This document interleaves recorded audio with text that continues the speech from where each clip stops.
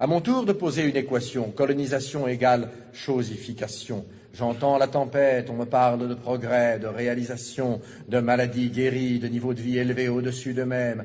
Moi, je parle de sociétés vidées d'elles-mêmes, de cultures piétinées, d'institutions minées, de terres confisquées, de religions assassinées, de magnificence artistique anéantie, d'extraordinaires possibilités supprimées. On me lance à la tête des faits, des statistiques, des kilométrages de routes, de canaux, de chemins de fer.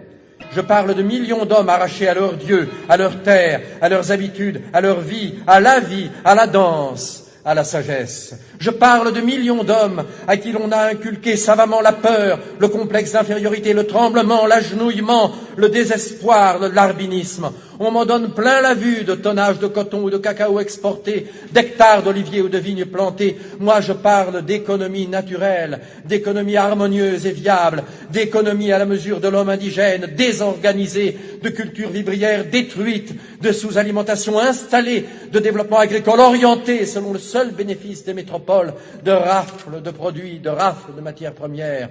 On me targue d'abus supprimés. Moi aussi, je parle d'abus, mais pour dire qu'aux anciens, très réels, on en a superposé d'autres, très détestables. On me parle de tyrans locaux mis à la raison, mais je constate qu'en général, ils font très bon ménage avec les nouveaux, et que de ceux-ci aux anciens et vice-versa, il s'est établi, au détriment des peuples, un circuit de bons services et de complicité.